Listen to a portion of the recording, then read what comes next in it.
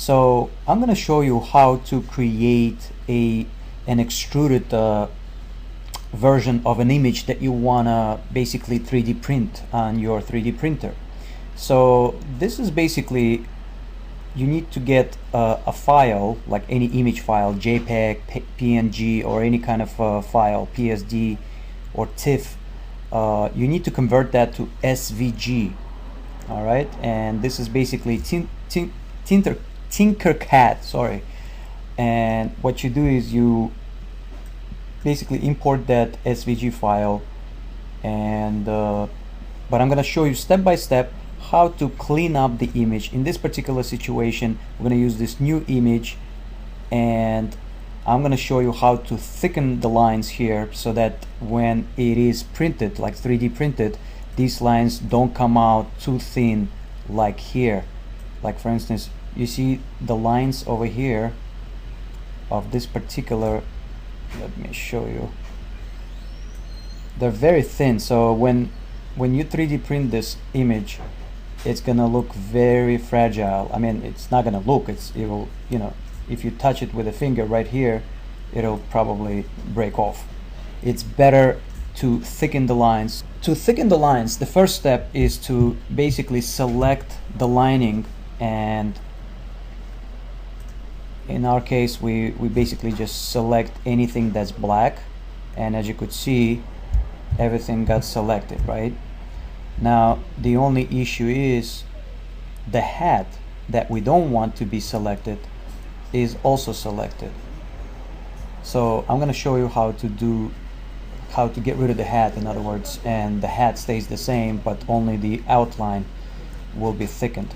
Because if we leave it like that and then we go to select, modify, expand, and then we expand it, say, by 5 pixels, this is what's going to happen. You see, it's kind of nice, you know, thickness. And then if we go to, let's see, we choose black color, and then we're going to go to fill, and we're going to fill that in. You see, everything expands and it becomes very thick. I don't know, maybe it looks good too, but I would rather have the hat to, you know, stay original, but only the outline to be darker, I mean thicker. Now, and I also forgot about the ear portion. All right, now how do we get that going, right? The key is to separate the hat from the outline, and to do that, what we're gonna do is we're gonna use something like this, like the select tool. All right, and we're gonna basically create a selection. I'm gonna move it down a little bit, just like so. All right, and this is basically, we're gonna make a new layer. All right, and we're gonna create another box by hitting Control or Shift actually, and we're gonna need to separate this portion right here. That's all. So in order to do that, we're gonna use the selection tool, but in this case polygonal lasso. All right, and you see the plus that came up? That's when I press the Shift key. Now what you do is you select the area like here, and then here, and then another line, and then you close it in. Okay, now in this situation what we got is I'm gonna basically sample the image from the face's color, okay, and we're gonna fill that in right now. So we're filling those portions in, and we're filling those portions in, and what we're gonna do is we're gonna go to fill, and then foreground color. All right, so once that's done, we can zoom out, okay, and we can Control D to unselect, and in this case we're going to choose the magic wand tool, and we're going to select the outline. Basically, oops, we have to select the layer, the original layer, and Control D that, and make sure the original layer of the face of the clockwork orange guy is selected, and then we just select the black line, and basically, you see somehow, okay, yeah, I know what the situation is. We need to merge these two layers together so they become separated. So what we're gonna do is we're gonna basically fill them in. Alright, so I'm gonna merge these two, and in this case, if I select this is what happens. It only selects the lining. Alright, and I'm gonna select the ear as well by pressing the shift key. Alright, and now we're gonna go to select, modify, expand 5 pixels. Alright, we're switching to colors right here, and we are going to fill that in. Okay, let's zoom out, and as you could see, it looks much more, you know, streamlined and, you know, ready for 3D print. In other words, the 3D print will be much more stable and legit looking, not frail. Alright, and now the only thing that's left is basically to fill these lines in, and what we can do is we can use a command like lasso tool, and we're gonna basically make a line like so, and from here, okay, and then if you use Shift F5, that's the shortcut for fill, Control D that, and let's zoom out. Looks not too bad. Zoom that in on the area that you see here. This would be a little bit trickier, so what we're going to do is we're going to use an ellipse command, and we are going to create an ellipse. If I hit shift, it's going to be round completely, but we need to make it a little bit kind of like on the, let's see, something within this nature probably work out much better.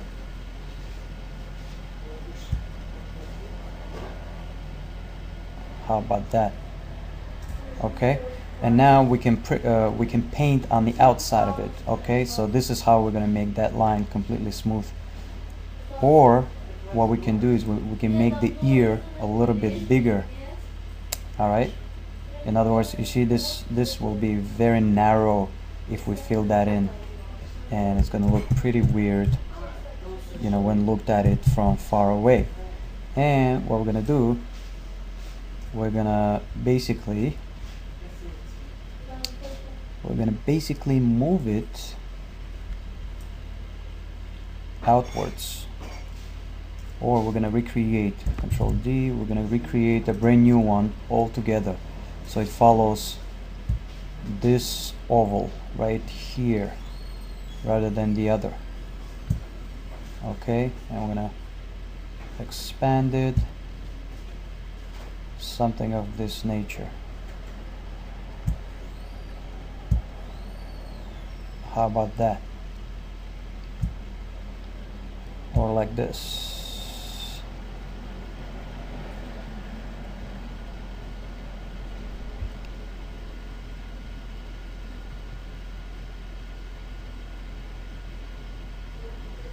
Yeah, this would work much better.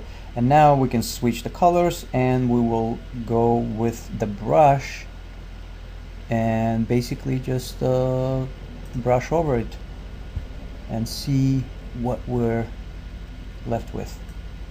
I'm going to brush over that just like so.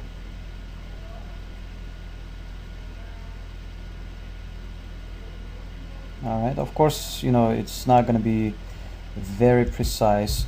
Control D to get rid of it, and then I'm going to brush over here. Maybe I should have chosen the sharp brush. In this case, we're going to go like this: sharp brush, hardness 100%. And I'm going to basically get rid of that little imperfection. Of course, when you are 3D printing, this is going to be very minor. It's not going to be that much visible, but this will do. All right. Now, what do we do next? We need to basically paint that corner over here. And what we're going to do is we're going to switch the color. And in this case, we will just paint it. Let's make this a little bit smaller. Let's say 9 pixels. And then we'll give it something like that. All right. And if we zoom out, this looks much more kosher now. Let's give it a little bit more thickness. Something like that would be much more legit. All right, so the next step is to basically to export it, right? Now, how do we export it so that you know, we get the SVG file ready for Tinkercad? To basically do that, you need to save the file. I'm gonna save it as, let's say, TIFF. We're gonna preserve all of this stuff, and we're gonna call it Clockwork Orange book cover. All right, and I'm gonna save it to desktop. All right, and I don't know if we want to include the layers. Just hit none. That's it.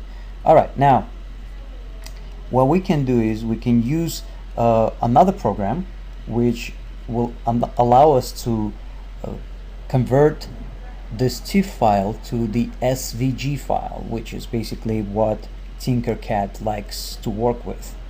And for that, we're going to use Vector Magic. All right, Vector Magic is a really useful application that allows you to convert to SVG or vectorize basically any small bitmap file, and it's a really nifty tool, and it's well worth you know, how much they charge. For a desktop, it's almost $300, but you know, if you use it all the time as a professional, or you can just use the unlimited for $8 a month. And I believe they have a trial version, so you can just download the trial version and use it you know, for your particular situation, just for once. All right, now we're gonna create a brand new file, start page, and let's see,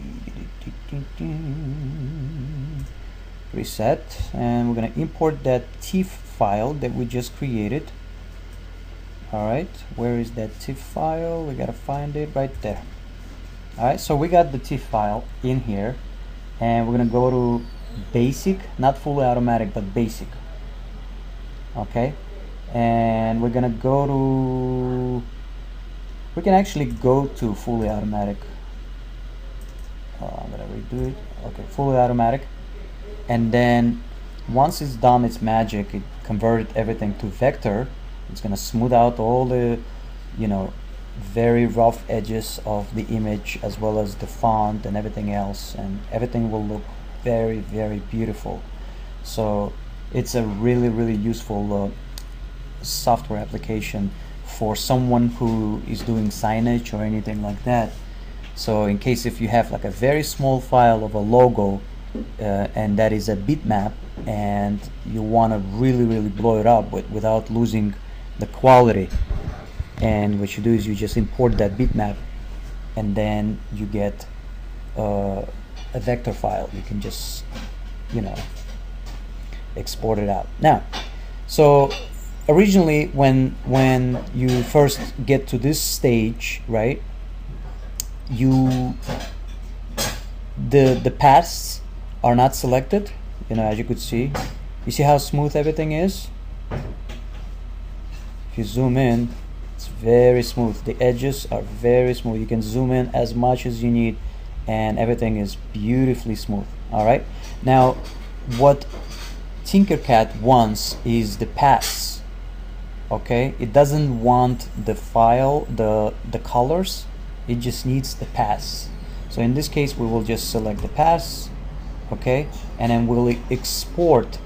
Let's put detail level high, and we're gonna export these paths. We're gonna export these paths to the SVG format. Once it's done basically getting the high detail level, and you just hit done reviewing. All right, and you could see the SVG right here. You select the SVG among all other files that you can export to, and then you hit save as. Once you hit save as, you still have to select scalable vector graphics SVG, and then in this case we're gonna basically overwrite the previous file, and that's clockwork.svg. So once we're done with that, we're gonna go to Tinkercad and we're gonna create a new design.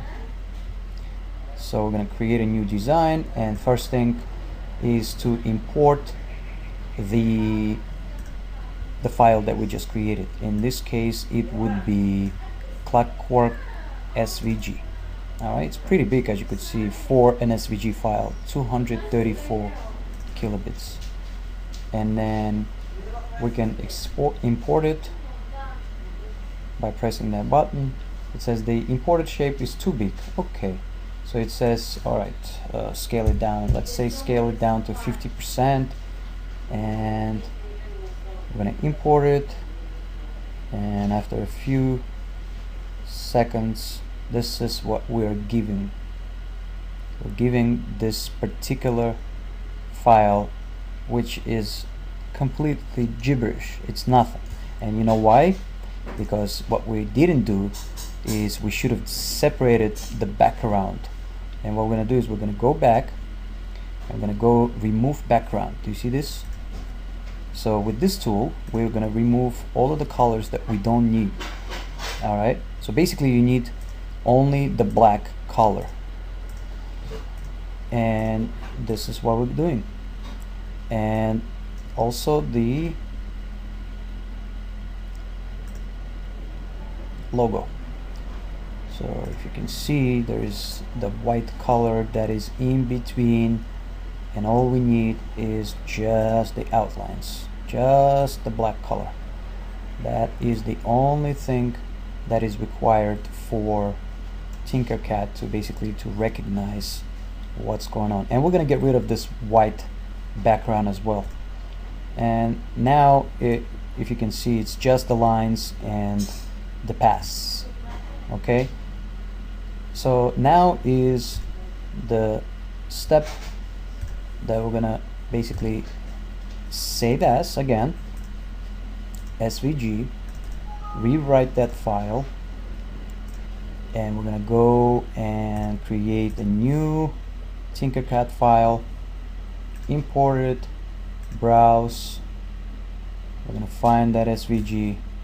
You see how much smaller it is now? I'm gonna give it 50% discount, import it, and take a look at what we got here. And hopefully it's gonna work this time, because I'm gonna be anxious to find out what could be the reason why not. Alright, after importing all of the stuff, you can see that the whole thing is huge. It's 590, almost 600 millimeters big, and we can always make it smaller. You know, if we press shift, it's gonna retain the aspect ratio, and let's make it about this big. Okay, and we're gonna zoom in to see what's going on here. And if you notice the eye, something happened to the eye here, and the reason being is because there's so many complex. Oh, we forgot the white outline, that's why. Okay, so let's go back. I'm gonna remove the background on the, you see, and that was the reason why this was happening. I'm gonna go next, done, save it, redo the whole process again, and hopefully this time that's gonna, it's very important to check what the details have to offer. All right, so we're gonna design new, import, browse, let's see, clockwork, 50%, import it. So let's take a look. This time around the retina should look nice in this case. So let's zoom out. Yeah, it's nice, but I don't know if this will work. Let's see. Okay, how about we just test it out and see where it's gonna take us. I mean, overall it looks pretty nice. I'm curious as far as how tall. This is 10 millimeters thick, basically the whole thing, and that's not too bad. It's actually a good thickness for 3D printers, such as replicators from MakerBot and whatnot. All right, we're running about 21 minutes now, and all we need is just the background plate that it will be printed on. So for that, we're gonna go into shapes and we're gonna give a background to it. And to do that, we are going to drag this thing over. All right, I'm gonna zoom in onto it, and we are going to make it expand it out basically to cover the whole thing. All right, so now it's exactly on the same plane, but we need it to be below the plane of the image. And to achieve that, watch what I'm gonna do. I'm gonna basically cover it up like this, and then you see this portion, I'm gonna go under it. As soon as you see the blue part, that's basically where it hits the bottom. Boom. And then we're gonna go outwards from the bottom, maybe about, so at this point you see 23. We need it to be 33 in order to, actually 23, yeah, 33, in order to give it another, let's see, can we get 33? Can we get 33 over here? There you go. Now if we rotate it,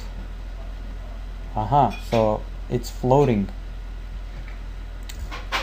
We need to move this thing upwards. There you go. And we can take a look how it looks like. Alright, looks pretty neat if you ask me.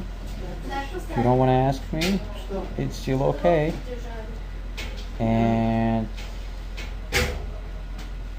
basically this could be a nice key fob or something of that nature.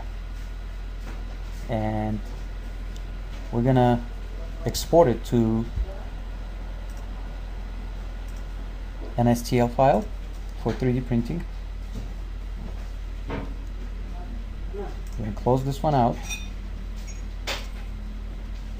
I'm gonna save this thing down to clockwork.stl, and we're gonna open it in, we're gonna scale to fit it. And if you can see, this looks now pretty legit if you ask me.